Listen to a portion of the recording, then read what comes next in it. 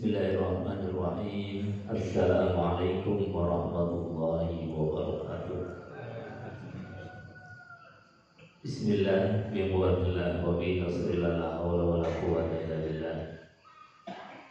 Asyhadu an la ilaha illallah wa asyhadu anna Muhammadan abduhu wa rasuluh. Allahumma shalli wa sallim ala sayyidina Muhammad wa ala alihi wa sahbihi ajma'in. Rabbi shrah li sadri wa yassir li amri wa hlul 'uqdatam min lisani yafqahu qawli. Wallahu ta'ala fi kitabil karim wa huwa asdaqul qailin. A'udzu billahi samil 'alim minasyaitonir rajim. Bismillahirrahmanirrahim. Ya ayyuhalladzina amanu taqullaha haqqa tuqatih wa la tamutunna illa wa antum muslimun. Sadaqallahul azim wa sadaqa rasuluhul karim wa nahnu ala dzalika minasyahidin. Alhamdulillahirabbil alamin. Bapak Ibu hadirin jamaah yang dimuliakan Allah Subhanahu wa taala. Alhamdulillah, ini tahun baru Hijriah dalam kalender Islam, atau dalam penetapan di Nahdlatul Ulama itu besok atau nanti sore baru mulai tahun baru. Maka kami sampaikan selamat tahun baru Hijriah 1446. Mudah-mudahan apa yang telah kita lalui kita akhiri dengan husnul khotimah, dan kita menatap di tahun yang akan datang. Mudah-mudahan harapannya lebih baik daripada tahun yang kemarin. Alhamdulillah. Bapak Ibu hadirin jemaah yang dimuliakan Allah, kita lanjutkan kajian tafsir Al-Quranul Karim. Sudah sampai pada ayat yang ke-44. Di ayat ini diantaranya adalah mengcounter pemahaman tentang disalibnya Nabiullah Isa alaihissalam yang dipahami itu sebagai penebus dari dosa. Jadi tidak ada di dalam agama-agama itu kemudian merusak diri untuk orang lain. Tidak ada di dalam agama-agama itu membunuh dirinya, merelakan dirinya ini hancur untuk kebahagiaan orang lain. Prinsipnya di dalam Al-Quranul Karim itu adalah ku anfusakum wa ahlikum nar, ud'u ila sabili rabbik. Jadi prinsip di dalam Islam itu ku anfusakum, jaga dirimu sendiri. Jadi kita harus mendahulukan kita, baru ring pertama kita yaitu keluarga. Setelah itu baru ud'u ila sabili rabbik, ajaklah orang lain untuk menempuh jalan Tuhan kita, yaitu agama Islam. Jadi ini prinsip di dalam Islam. Tidak boleh kemudian seorang itu menjadi lilin yang menerangi orang lain, dirinya hancur. Tidak ada di dalam prinsip Islam atau agama-agama samawi manapun itu yang menjadikan diri kita itu lilin yang menerangi orang lain, sementara kita ini meleleh hancur. Tidak ada. Jadi prinsip dasar agama-agama samawi termasuk Islam itu adalah ku anfusakum, jagalah dirimu sendiri. Makanya di ayat ini Allah sampaikan atakmurunan nasa bil birri wa tansawna anfusakum. Apakah kamu memerintahkan an-nasa kepada manusia bil birri untuk melakukan kebaikan, wa tansawna anfusakum, sementara kalian melupakan dirinya sendiri. Ini hal yang pertama. Jadi ayat ini mengcounter atau pemahaman tentang bagaimana Nabiullah Isa alaihissalam atau yang mereka kenal sebagai Yesus itu mati di tiang salib dalam rangka untuk menebus dosa-dosa umatnya. Maka langsung dijawab oleh Allah bahwa tidak ada prinsip-prinsip dasar di dalam beragama itu yang seperti itu. Yang kedua, makna di dalam ayat ini adalah menjelaskan tentang kemuliaan orang yang berilmu sekaligus konsekuensi atas ilmu. Jadi orang yang berilmu itu punya derajat kemuliaan yang luar biasa di mata Allah, tapi sekaligus juga ada konsekuensi. Di antara konsekuensinya, orang yang berilmu itu harus tabligh, harus menyampaikan ad-da'i ilallah, mengajak orang lain itu untuk dekat dengan Allah Subhanahu wa ta'ala. Tidak boleh kitmanul ilm, menyembunyikan ilmu, sebagaimana pelajaran yang kemarin-kemarin telah kita bahas bersama.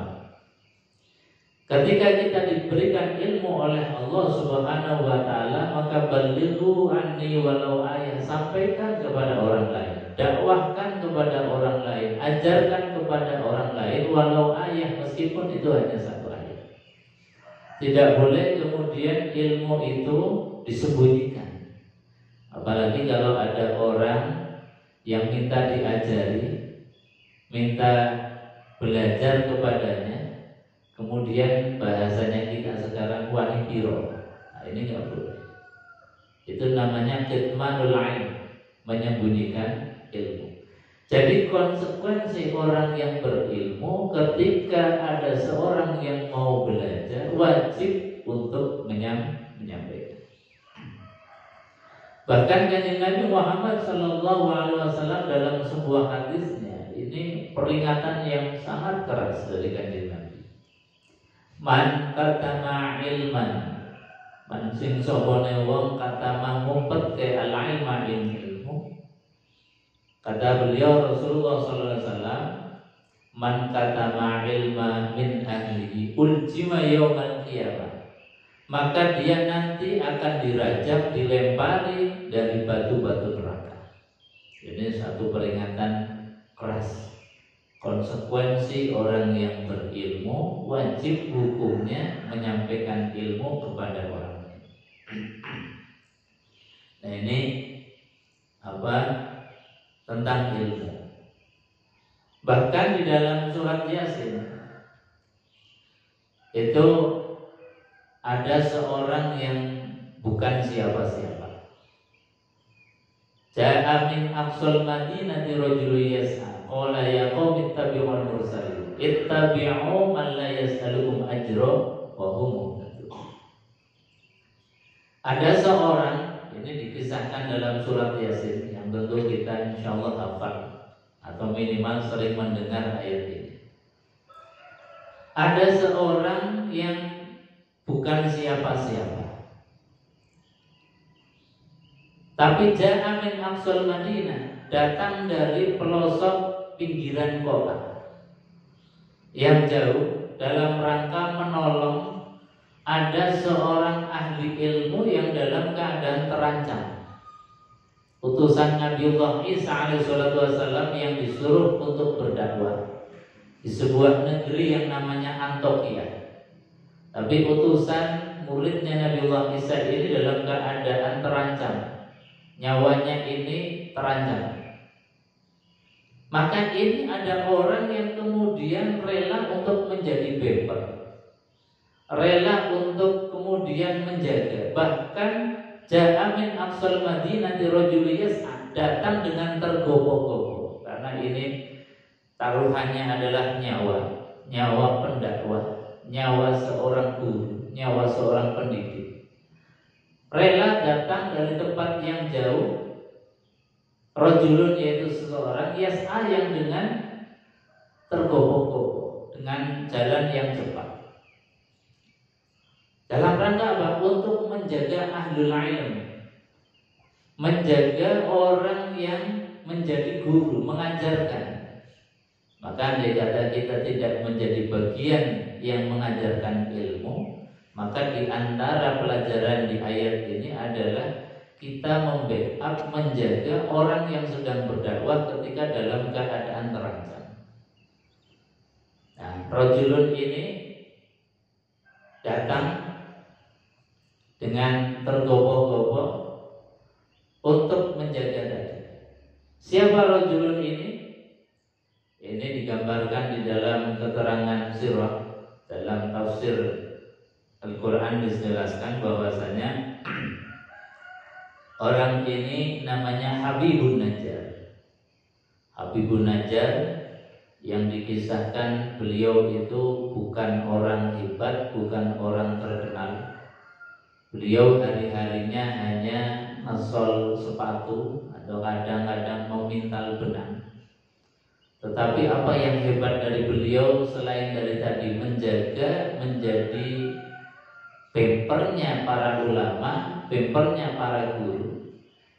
Dia yang hebat dikisahkan di dalam tafsir bahwasanya yatasaddaq binisfi kasbi. Beliau meskipun bukan orang hebat, bukan orang kaya, tetapi setiap dari hasil jeripayah usahanya tiap hari yatasaddaq binisfi kasbi, menyedekahkan separuh dari apa yang dia hasilkan hari itu untuk backup perjuangan dakwah. Ini bukan siapa-siapa, bukan dari golongan Nabi, bukan dari golongan Rasul, tapi dikisahkan oleh Allah, ja'a min aqsal madinati rajulun yas'a qala ya qaumi ittabi'ul mursalin. Bahkan ada kalimat yang luar biasa yang dimonumenkan oleh Al-Quran menjadi pelajaran bagi kita, yaitu apa?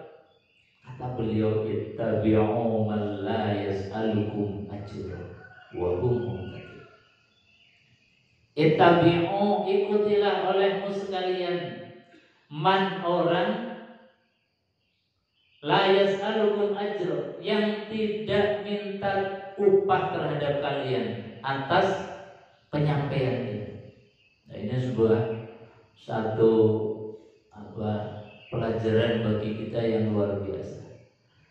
Jadi bagi kita yang dititipi ilmu, bagi kita yang menjadi guru, bagi kita yang menjadi pengajar, wajib tanamkan di dalam hati bahwa proses mengajarnya kita bukan transaksional untuk dapatkan materi.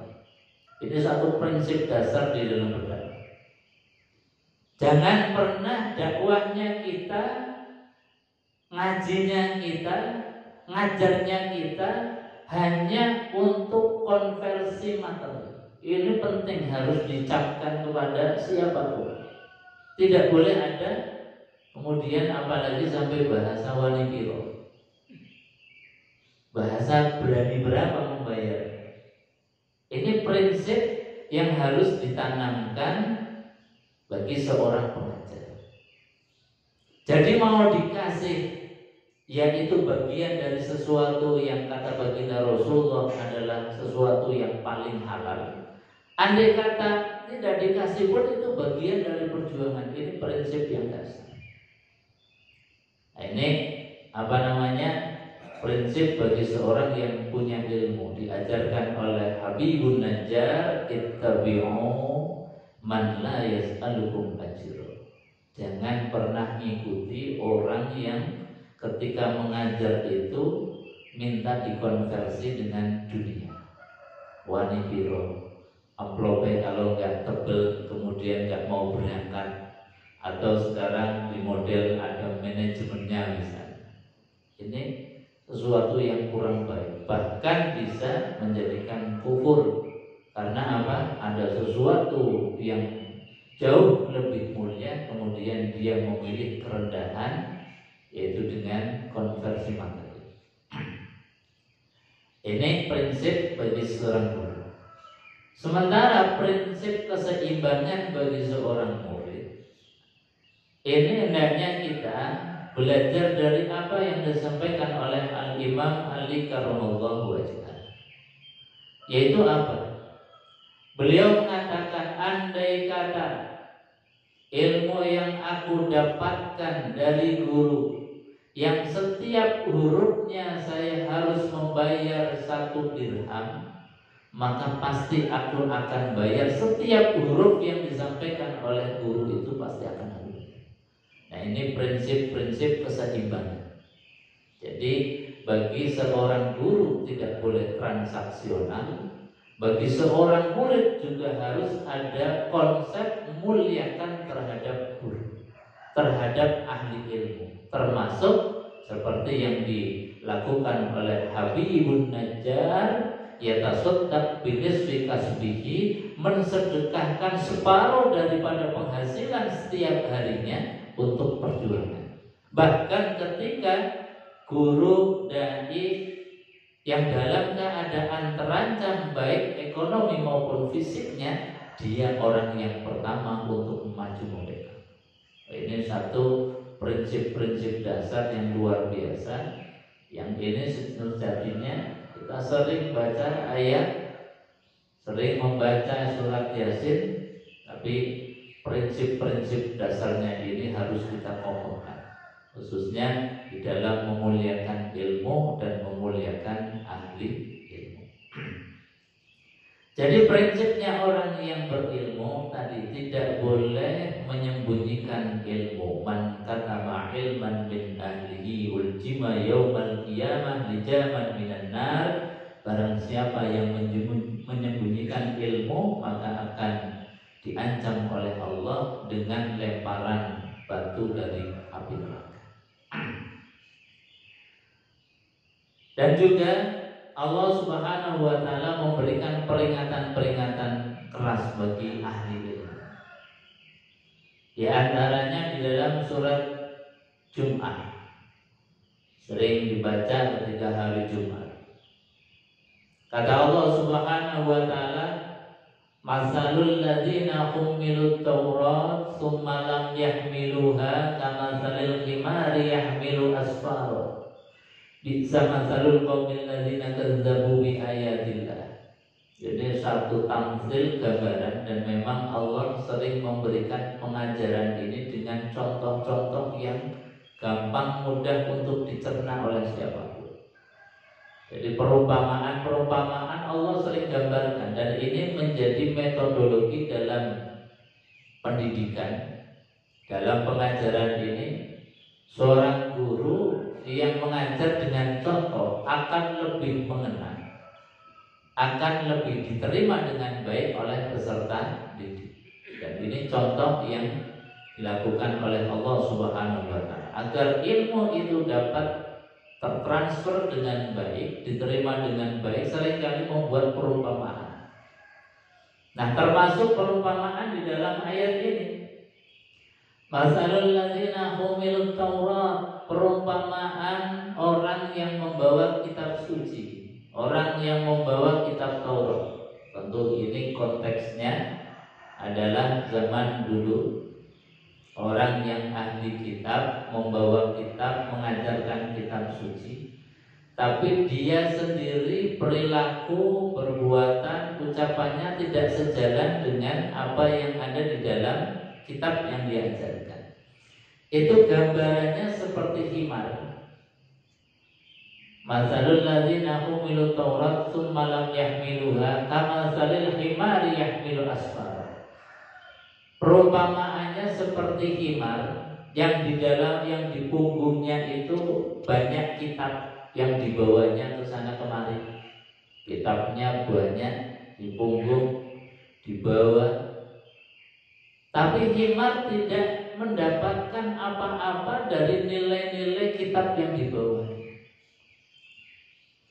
Himar tidak bisa mengambil cahaya, mengambil ilmu, barokahnya ilmu tidak didapatkan, hanya membawa saja ngalor itu.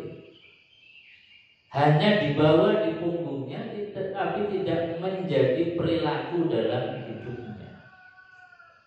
Itu satu peringatan dari Allah yang sangat keras. Jangan ahli ahli ilmu itu seperti kimar yang membawa kesana kemari, tetapi dirinya tidak mendapatkan pancaran cahaya sama sekali. Masalul ladzina hummilut Taurata tsumma lam yahmiluha kamatsalil himari yahmilu asfara bi'sa matsalul qaumil ladzina kadzdzabu biayatillah wallahu la yahdil qaumal zalimin. Ini termasuk orang-orang yang zalim terhadap dirinya sendiri. Bahwa ilmu, mengajarkan ilmu, tapi dirinya sendiri tidak sampai tercerahkan. Dirinya sendiri hatinya justru gelap, pikirannya gelap. Nah, ini tidak boleh terjadi kepada kita.